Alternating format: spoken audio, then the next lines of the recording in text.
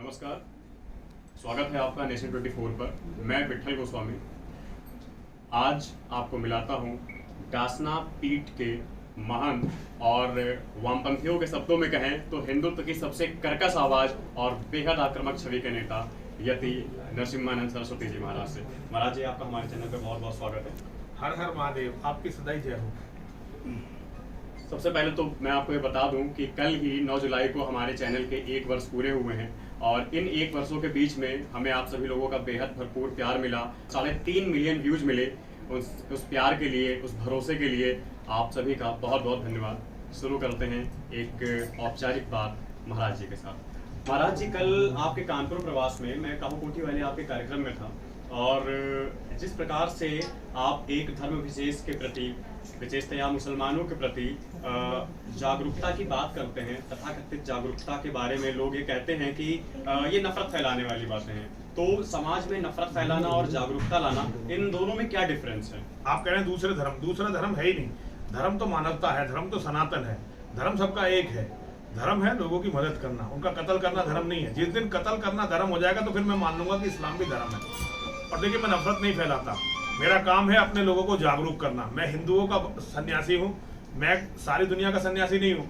मैं हिंदुओं का दिया हुआ खाता हूँ, हिंदुओं का दिया हुआ पीता हूँ, हिंदुओं के दिए हुए कपड़े पहनता हूँ। हिंदुओं ने मुझे ये भ्रमण करने के लिए साधन दिए हैं। मैं केवल और केवल हिंदू समाज का हूँ, तो मेरा ये नैतिक दायित्व है कि मैं अपने लोगों की रक्षा का प्रयास करूँ। आजकल यूट्यूब पर बहुत सारे इस्लामिक विद्वानों के भाषण हैं, मैं उन्हें लगातार सुनता हूँ। मैं इस्लाम को धरती का कैंसर मानता हूँ, इस्लाम को धरती का कैंसर मानता हूँ। जैसे कैंसर होता है ना किसी के शरीर में, वो खत्म कर देता है, ऐसे ये सारी धरती को खत्म करेगा, सारी मानवता को खत्म करेगा। हमें इसका ऑपरेशन करना पड़ेगा। ऑपरेशन के लिए मुझे अपने लोगों को तैयार करना पड़ेगा। मैं अपने लोगों को तैयार कर रहा हूँ। देखिए, जो कुरान का बेसिक है, अगर आप एक बार कुरान के बेसिक को जान जाएंगे तो आप मुझे फिर नफरत फैलाने वाला नहीं कहेंगे, फिर आप मेरी बातों से सहमत होंगे। इस्लाम की नंगी सच्चाई को बिना डरे दुनिया के सामने रख दो। आपको कत्ल करने की जरूरत नहीं है मुसलमानों को। वो बेसिकली तो वो आदमी है, वो मानव है, लेकिन उनके दिमाग में जब से कुरान इंजेक्ट हुई है और मोहम्मद का चरित्र उनके दिमाग में इंजेक्ट हुआ है तो वो राक्षस बन गए। आप उनके राक्षसत्व को मार सकते हो, मुसलमान को मारने की जरूरत नहीं है। उसके अंदर का जो राक्षस है उसे मार दो। जिस दिन मुसलमान को कुरान की और मोहम्मद की असलियत पता चल जाएगी। आज दुनिया के सारे नेताओं ने और ज्यादातर धर्मगुरुओं ने एक बहुत बड़ा फ्रॉड किया। उन्होंने कहा कि जैसे हम हैं ऐसे मुसलमान है, जैसे गीता है ऐसे कुरान है। नहीं भाई, ऐसा नहीं है। आपने ना गीता पढ़ी ना कुरान पढ़ी, आप ना अपने लोग को जानते हैं ना उनको जानते हैं। तो देखिए, सबसे बड़ी बात यह है कि कुरान को पढ़ा जाना चाहिए, हदीसों को पढ़ा जाना चाहिए और मोहम्मद के चरित्र पर तो बहुत बड़े शोध होने चाहिए और पिक्चर बननी चाहिए। मैंने तो कहा है सब लोगों से, मोहम्मद के चरित्र पर यदि कोई असली चरित्र पर फिल्म बनाता है तो सबसे पहले 1 करोड़ रुपया उसे शिव शक्तिधाम डासना से दिया जाएगा। सामान्यतः आपके पास, आप चूंकि इतनी बड़ी बड़ी बातें कर लेते हैं, आप इतने सिक्योर माहौल में रहते हैं, उसके बावजूद आपको इतनी जान की धमकियां आती हैं, लगातार आपको जान से मारने की धमकियां आती हैं, लगातार आपके पास थ्रेट आते हैं। अभी डासना मंदिर में कुछ समय पहले ही कुछ आतंकवादी वहां से गिरफ्तार किए गए थे जो कि साइनाइड और ब्लेड लेके आपको मारने आए थे। आपको लगता है ऐसे परिवेश में सामान्य हिंदू कैसे सुरक्षित रहेगा? देखिए, सबसे पहली बात तो यह है कि हम सनातनी हैं, मेरे पास कोई खास सिक्योरिटी नहीं है। वो तो मेरे गांव के जो लड़के हैं वो दिन प्रतिदिन वहां पे अपना पहरा देते हैं, वरना पुलिस ने तो मुझे 2 कांस्टेबल दे रखे हैं। 2 कांस्टेबलों को आप सुरक्षा मानते हैं क्या? ये कोई सुरक्षा नहीं है। लेकिन मैं एक बात कहना चाहता हूँ, हम गीता के मानने वाले हैं, हम योगेश्वर के फॉलोवर हैं। योगेश्वर के फॉलोवर हैं और मौत से डरते हैं। अपने आप को महाकाल का भक्त कहते हैं और मौत से डरते हैं। अपने आप को महाकाली का बेटा बोलते हैं और मौत से डरते हैं। जब तक ये विरोधाभास हमारे अंदर है, हम धर्म की सेवा नहीं कर सकते। धर्म की सेवा यदि करना चाहते हैं तो धर्म के सिद्धांतों पर अडिग रहिए। हमारे यहाँ योगेश्वर ने साफ कहा है, आज ये शरीर खत्म होगा, दूसरा जन्म मिलेगा। कोई मुसलमान थोड़ा ही हूँ कि कब्र में गड़ जाऊंगा फिर गड़ा ही रहूंगा।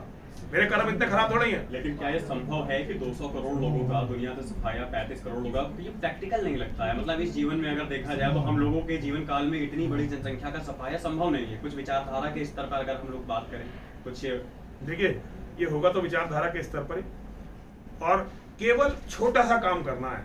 आपको केवल सच बोलना है। जिस दिन गोस्वामी जी आपके अंदर ये साहस आ जाएगा कि आप मोहम्मद की सच्चाई दुनिया को बता सकते हो, नंगी सच्चाई, आप कुरान की नंगी सच्चाई दुनिया को खुद पढ़कर बता सकते हो। आप हदीसों में जो अश्लीलता है हदीसों में जो गंदगी है वो दुनिया को बता सकते हो, मुसलमान को बता सकते हो। उसके बाद शर्म से ही मुसलमान अपना धर्म बदल देंगे और वो वहीं आ जाएंगे जहां उन्हें होना चाहिए। दुनिया सनातन हो सकती है, सारी दुनिया, हम दोबारा से विश्व गुरु बन सकते हैं, लेकिन वो केवल कहने से नहीं होगा, उसके लिए हमें अपने कर्म देखने पड़ेंगे। और सन्यासी का, मैं एक सन्यासी हूं, सन्यासी जिसे लालच है, सन्यासी जिसे कोई भय है, सन्यासी वो हो ही नहीं सकता। सन्यासी को कोई लालच नहीं होना चाहिए, कोई भय नहीं होना चाहिए, और सन्यासी को किसी चीज से कोई मोह भी नहीं होना चाहिए। हालांकि मैं मोह वाला, मोह खत्म नहीं हुआ मेरा, लेकिन भय गीता पढ़ने से खत्म हो जाता है। मेरी हर हिंदू से कोई ये परामर्श है, मैं हर हिंदू से बताना चाहता हूँ, रोज गीता पढ़ो और योगेश्वर के भक्त बनो, पाखंडी मत बनो। अगर आप योगेश्वर के भक्त हैं तो मौत से नहीं डर सकते आप। अगर आप महाकाल के भक्त हैं तो मौत से नहीं डर सकते आप। अगर मौत से डरे हुए हैं तो महाकाल के भक्त नहीं है। जिस दिन ये भय निकाल दोगे, मृत्यु, इस्लाम की ताकत क्या है? इस्लाम देखने में ये एक बहुत बड़ी बुलंद इमारत लगती है। 200 करोड़ लोग, 57 देश, पेट्रो डॉलर, हजारों आतंकवादी संगठन, इतने हथियार, किसी का भी कहीं भी कत्ल कर देना, लगता है कि इमारत बहुत बुलंद है, लेकिन जो इसकी नींव है ना, वो बहुत कमजोर है। इसकी नींव में है मोहम्मद नाम का एक अपराधी, इसकी नींव में है कुरान नाम की एक बेहुदा किताब, इसकी नींव में है मुसलमानों के जो सहाबी थे उनका घृणित जीवन। जिस दिन ये दुनिया के सामने आ जाएगा, दुनिया जान जाएगी, उसके बाद इस्लाम अपने आप ध्वस्त हो जाएगा। नींव खत्म, बिल्डिंग खत्म। कितनी बड़ी बिल्डिंग हो, वो बिना नींव के नहीं बच सकती। तो नींव खत्म, बिल्डिंग खत्म। लेकिन इनका जो इकोसिस्टम है, किसी अपना हिंदुओं का जो इकोसिस्टम है वो बहुत ही कमजोर है, अभी उसके ढांचे बहुत कमजोर है। आप अखिल भारतीय संत परिषद के अध्यक्ष भी हैं। धर्म गुरुओं की निष्क्रियता ये और इस्लामिक जितने मौलाना हैं और जितने वहाँ के विचारक हैं, स्कॉलर्स हैं, वे लगातार हर शुक्रवार को मस्जिदों में, छोटी छोटी मस्जिदों में जाकर के बहुत ही लोकल स्तर पर लोगों को जागरूकता अवेयर करते हैं, उन तक जागरूकता पहुँचाते हैं। ये इकोसिस्टम इस तरफ दक्षिणपंथियों का या सनातनियों का क्यों नहीं बन पाता? क्या कारण है? बनेगा, नहीं बन पाया अलग बात है, बनेगा, बहुत जल्दी बनेगा। हम बहुत जबरदस्त तरह से उभरेंगे। कोई ये ना समझ ले कि सनातन समाप्त होने वाला है। सनातन दुनिया का विश्व गुरु बनने वाला है, लेकिन उसके लिए कुछ लोगों को मरना पड़ेगा। हमारी भी नींव खोखली हो चुकी है। झूठे सिद्धांतों ने, झूठे धर्म गुरुओं ने हमारी नींव को खोखला कर दिया। पहले कुछ लोगों को उस नींव में जाकर, सनातन की नींव में जाकर, अपना खून, अपना पसीना, अपनी हड्डियों का गारा मिलाकर उस नींव को मजबूत करना पड़ेगा।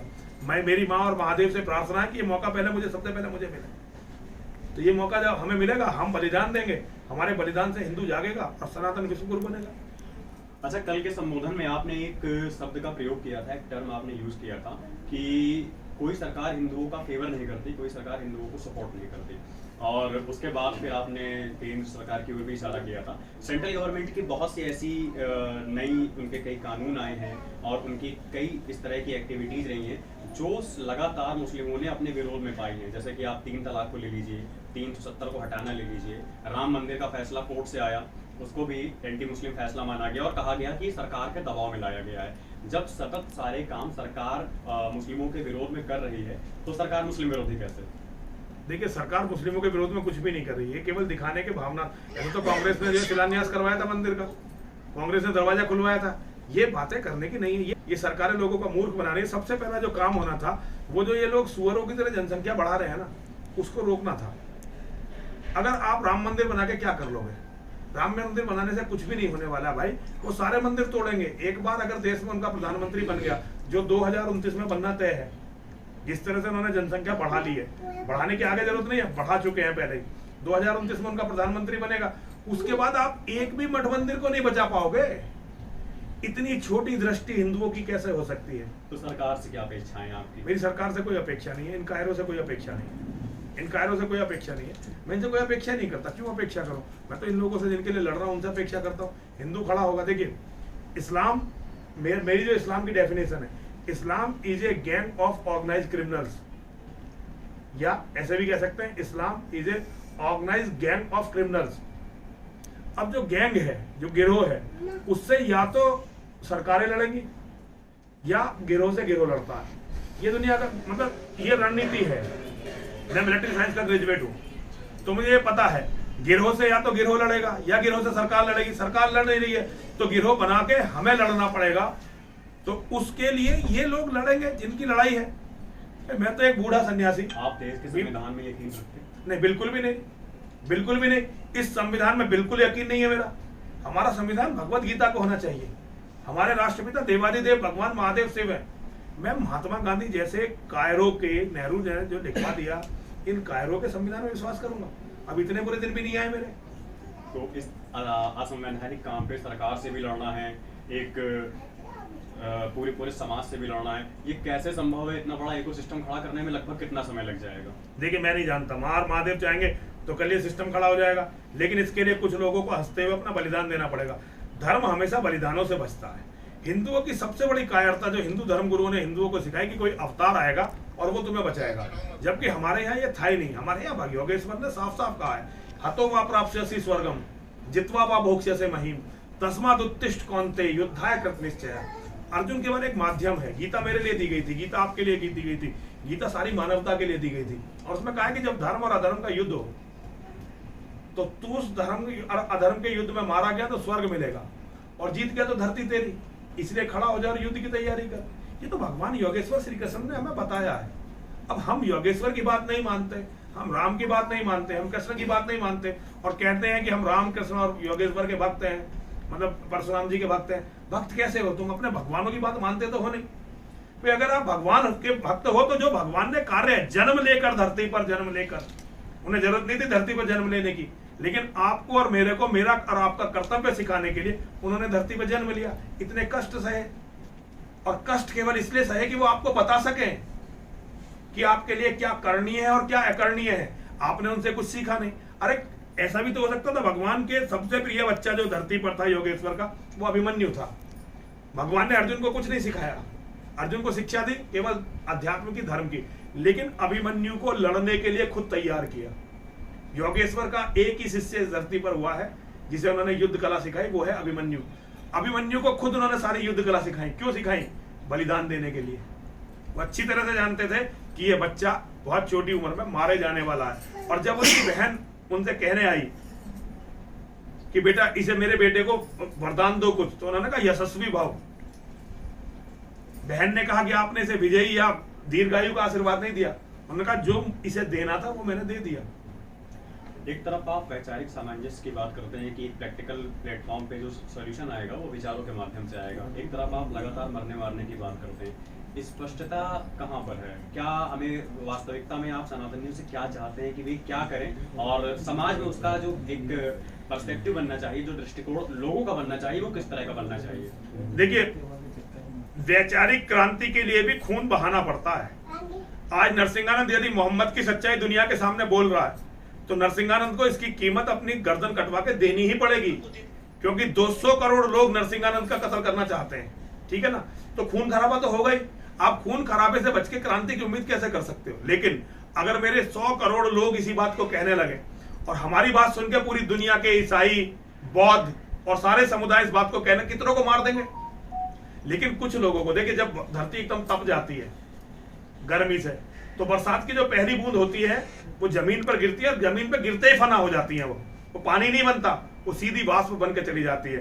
तो जब आज कोई भी बलिदान देने से डर रहा है, तो आज जो आगे आएगा उसे तो फना होना ही पड़ेगा, उसे तो मरना ही पड़ेगा, उसे तो बलिदान देना ही पड़ेगा, उसे तो अपना रक्त बहाना ही पड़ेगा। जो रक्त बहाने से डरते हैं वो क्रांति नहीं ला सकते, आंदोलनकारी कायर नहीं हो सकते। जो ये देखिए, जो राजनीतिक आंदोलन उनकी बात अलग है, वो तो पुलिस से सेटिंग करके, प्रशासन से सेटिंग करके, प्रेस से सेटिंग करके होते हैं। लेकिन जो वास्तविक आंदोलन है वो खून बहा के होते हैं। इस देश को आजादी अहिंसा से नहीं मिली। इस देश को आजादी के लिए लाखों लोग फांसी पर झूल गए हैं, लाखों लोग गोलियों से मारे गए हैं, लाखों लोगों ने अपनी छाती जो है तोप के आगे लगा दी। और ये अंग्रेजों से लड़ाई तो बहुत छोटी लड़ाई थी। अगर आप ध्यान से देखेंगे, इतिहास का अध्ययन करेंगे, अंग्रेजों के आने से पहले मुसलमान इस देश में 500 करोड़ हिंदुओं का कत्ल कर चुके थे। ये बहुत वैज्ञानिक डाटा आपको बता रहा हूं। इस पे इतनी रिसर्च की जरूरत है जिसकी कुछ हद नहीं। वो जहां से निकलते थे वहां केवल लाशें ही लाशें और बर्बाद औरतें छोड़ के जाते थे, जानवर तक खा जाते थे, फसलें जला देते थे। इन राक्षसों से मानवता को मुक्त करवाने से बड़ी सेवा मानवता की हो ही नहीं सकती। आंदोलन जिस दिशा में आपका जा रहा है, फाइनेंस की काफ़ी समस्याएं आती हैं उसमें, चूँकि वामपंथी एक नैरेटिव हो या इस्लामिक नैरेटिव हो या क्रिश्चियन नैरेटिव हो, ये विदेशों से बहुत फंडिंग इसकी हो जाती है और इनको फाइनेंस की दिक्कतें सामान्यता नहीं आती हैं। क्या समस्याएं आती हैं फाइनेंशियल? तो एक सारे सामान्य व्यक्ति सहायता करते हैं। अब जैसे अवस्थी जी के यहाँ आया, अवस्थी जी कल हमें मिले, अवस्थी जी ने हमें पैसे दिए, अग्निहोत्री जी ने, हाँ अग्निहोत्री समझ आता हूँ, तिवारी जी ने हमारी सारी यहाँ पे व्यवस्था कर दी, सारे इनके साथी लगे हुए हैं। हमने कौन सा पैसा खर्च करा है? हम तो यहाँ से कुछ लेके जाएंगे, हम कौन सा दे के जा रहे हैं किसी को? हमें भैया सब दे रहे हैं, हिंदू हमारी बात सुन रहा है और हम संतुष्ट हैं अपने काम से। अभी कम है हम, अभी हम अकेले हैं, एक तो लोग और हैं जो हमारी बातों को समर्थन कर देते हैं, कह देते हैं। धीरे धीरे तादाद बढ़ेगी, फाइनेंस कमी नहीं। अर्थ कभी भी हिंदू के लिए कोई समस्या नहीं थी। हम दुनिया के सबसे बड़े व्यापारी हैं, हम दुनिया के सबसे बड़े योद्धा हैं, हम दुनिया के सबसे बड़े विद्वान हैं, हम दुनिया के सबसे बड़े लड़ाका हैं। हमारे लिए ये समस्याएं नहीं है। हमारे समस्या केवल ये है कि हम अपने धर्म को नहीं समझते। पाखंडियों ने हमें झूठा एक धर्म हमारे ऊपर लाद दिया। पाखंडियों ने इतना बड़ा पाप किया कि भगवान योगेश्वर की जो माता स्वरूपा उनकी राधा थी उन्हें प्रेमिका बना दिया। तो इस पाप ने हमें खा लिया। हमने जो अधर्म, जो मुसलमान, एक रसखान हुआ, एक रहीम हुआ और ऐसे कोई मुसलमान सूफी हुए, उन्होंने हमारे धर्म में जो पॉल्यूशन डाला, अरब की प्रथाओं को जो हमारे धर्म में डाला और हमारे धर्मगुरु उसका प्रतिकार नहीं कर सके, उस पाप को हम लोग भुगत रहे हैं। तो जिस दिन हमारे धर्मगुरु जाग जाएंगे, हम तो विश्व विजयी हैं यार। हम तो दुनिया को जीतने के लिए पैदा हुए हैं, हारने के लिए थोड़े पैदा हुए हैं। अरे फिर हम सनातनी हैं। हमारी यात्रा कोई एक जन्म की नहीं होती, हमारी यात्रा अनवरत चलती है। मेरा इस्लाम से कोई पहले जन्म का युद्ध नहीं है। मैं इससे पहले भी इस्लाम से लड़ता रहा हूँ, उससे पहले भी इस्लाम से लड़ता रहा हूँ। 1400 साल से जब से इस्लाम धरती पे है, मैं हर जन्म में केवल और केवल इस्लाम से लड़ता रहा हूँ और मैं इस्लाम से लड़ता रहूंगा जब तक ये गंदगी दुनिया से समाप्त नहीं हो जाती, जब तक मेरा मोक्ष भी नहीं होना।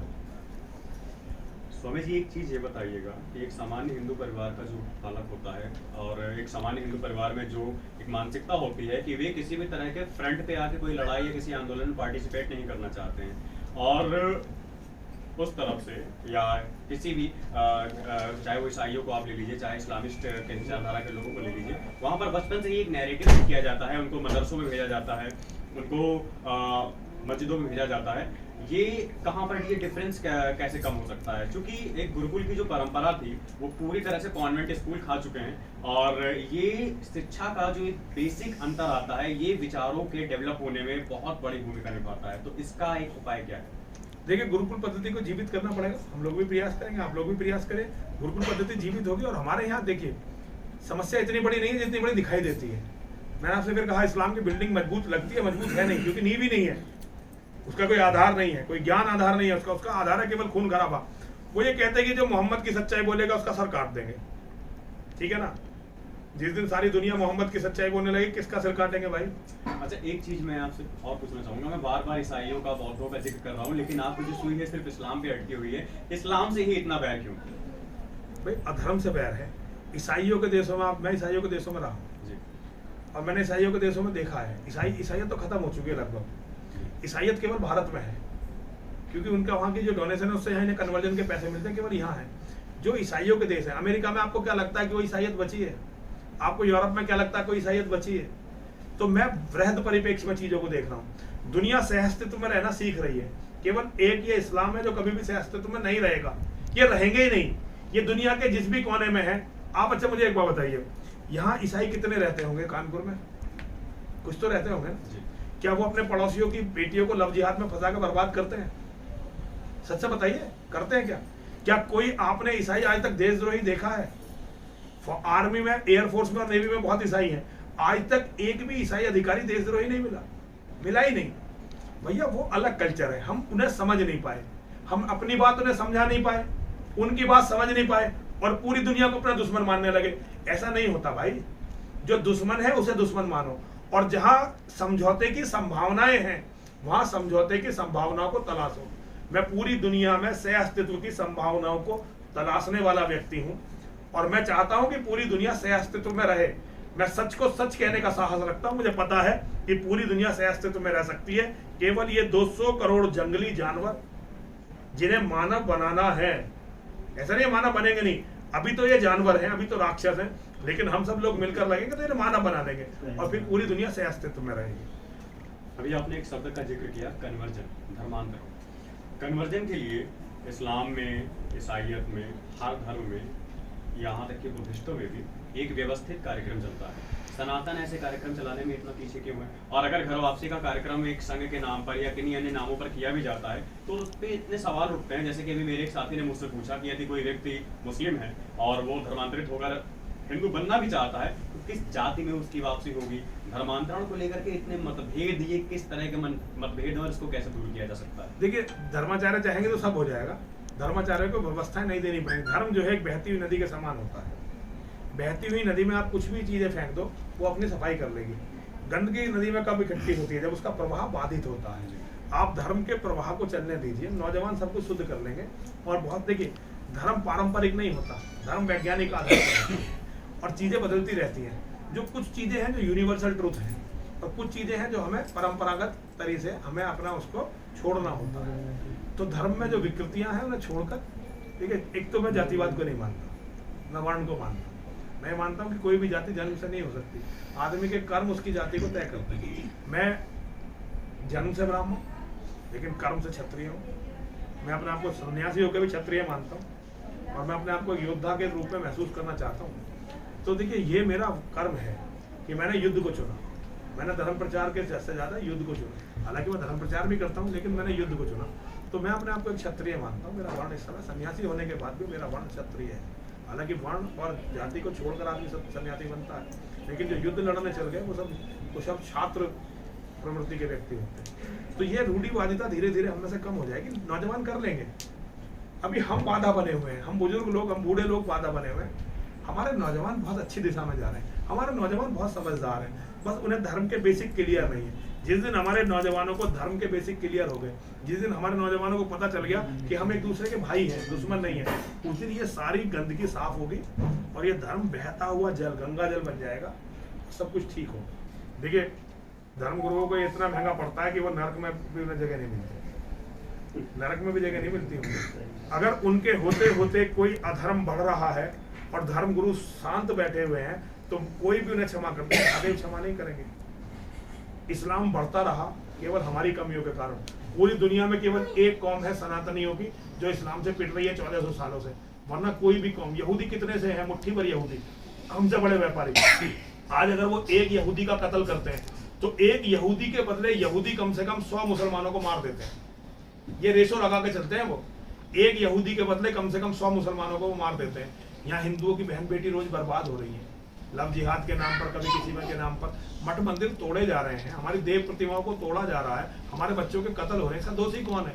इसके दोषी हम जैसे ही लोग हैं जिन्होंने धर्म की सही व्याख्या नहीं की और बच्चों को लड़वा दिया आपस में। धर्म को कभी भी रूढ़िवादी नहीं होना चाहिए। धर्म में रूढ़िवादिता का कोई स्थान नहीं है। धर्म सनातन है। सनातन समझते हैं आप? जो नित्य ही सत्य है वो सनातन है, ये कभी भी झूठ नहीं होगा। तो सनातन को रोज नए परिवेश में आना है, सनातन को रोज नई परंपराओं को एडॉप्ट करना है। आप सनातन को किसी भी व्रत रिचुअल से नहीं जोड़ सकते। सनातन ने हर चीज का एक अर्थ समझाया। आज सनातन की दुर्गति का आप देखिए कितनी बड़ी दुर्गति है हमारी। इस पूरे कमरे में आप देख लीजिए, शायद ही कोई ऐसी चीज हो जो हम हिंदुओं ने अपनी टेक्नोलॉजी से बनाई है।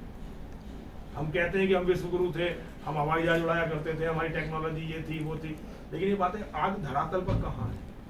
आज हम जितना भी प्रयोग कर रहे हैं ये ईसाइयों का या यहूदियों का है। आपका ये माइक यहूदियों का है, ये कैमरा यहूदियों का है, ये मोबाइल यहूदियों का है, जहाँ ये कपड़े बन रहे हैं वो सारी चीजें यहूदियों की टेक्नोलॉजी है या ईसाइयों की टेक्नोलॉजी है। जहाँ से पेन बना ईसाइयों की टेक्नोलॉजी है, चश्मा ईसाइयों की टेक्नोलॉजी है।